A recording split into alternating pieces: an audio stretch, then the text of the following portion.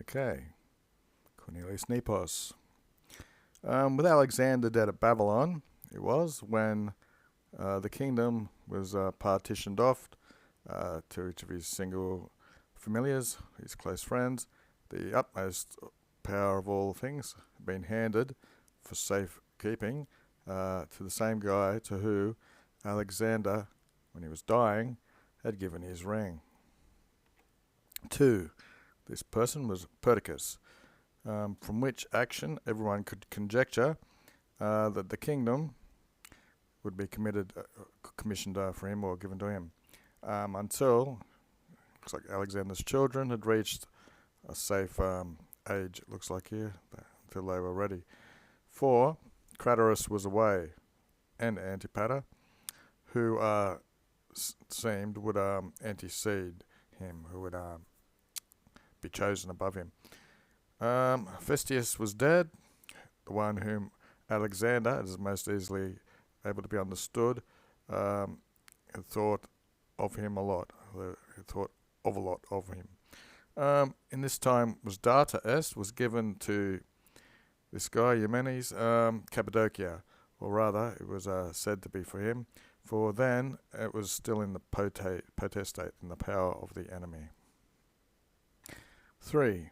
Perdiccas joined this guy to himself with great effort or studium, because he'd seen that there be great industry and purpose and the same thing in this man. He was not doubting that if he could draw him, I think there's a word for one of the prostitutes comes from this because it's for luring, but if he could compel him or bring him over to himself, he would be great use for himself in these circumstances and matters, which was apparent. For he was thinking that nearly all desire, when it comes to great power, being in great power, that nearly all these great people, they cooperate, they grab the parts of everyone, they grab the bit of power of everyone, and they embrace it or join it all and unite it or something. 4. But neither did he do this alone, but the rest also, all of them, who had been friends of Alexander. They had the same aims, they were thinking the same. First, Leonardus, destined David, taking the infinitive, so this is a decision. He's decided that he would seize Macedonia, preoccupy. He, with many and great promises, he was trying with the infinitive again to persuade Eumenes that he should. There's a purpose. He's trying to persuade him with the ut that he'd desert Perdiccas and make with him an alliance, a society. Okay. Pellicio, verb. Attract, draw away, captivate, seduce, or coax or win over. Okay. When he was not able to lead him over to his side, he tried to interficere him. He tried to kill him. And subjunctive, so he would have done this, except that he, claimed secretly in the night, had fled away from these presidiums, from these guards or his men.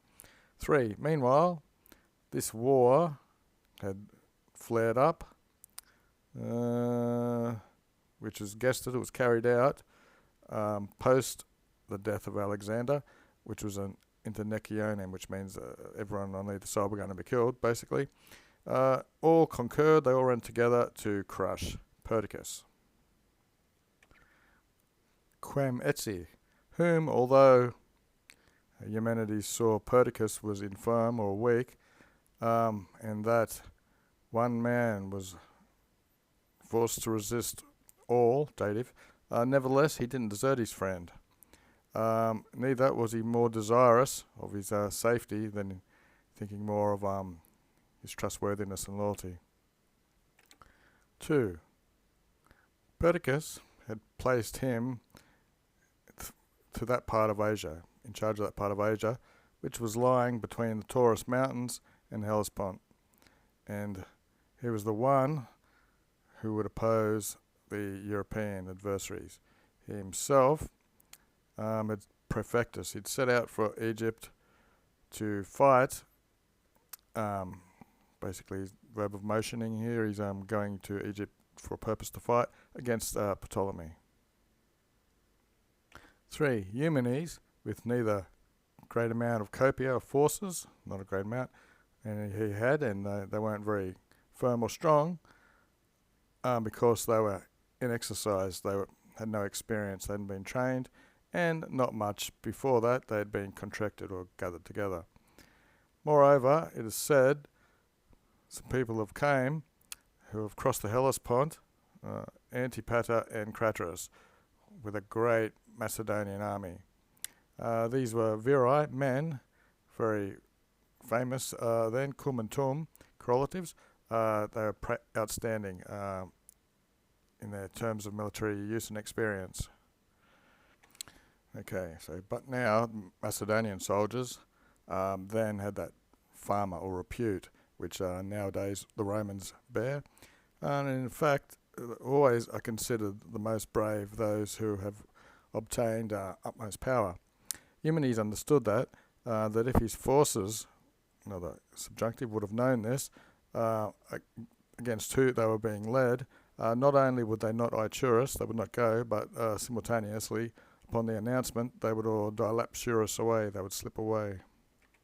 And so this seemed to him most prudent, that he would lead the soldiers in out-of-the-way marches or out-of-the-way roads, in which activity they would not be able to hear the truth.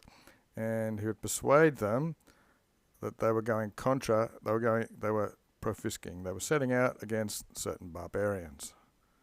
6. And so he held to this proposition, and prior to leading his army into their battle arrays and committing to the battle, which the soldiers would then know with Quibus, they are conferring or about to be bearing arms against. He made even with a preoccupation of the place. So beforehand, he lined up a place so that he could demicarate, he could fight rather with the cavalry, in which he was more stronger. He was using quo with the comparative. Then fighting with the peditatus, the foot soldiers, with whom he was worse at. So, valabat means strong, deteriorate means worse.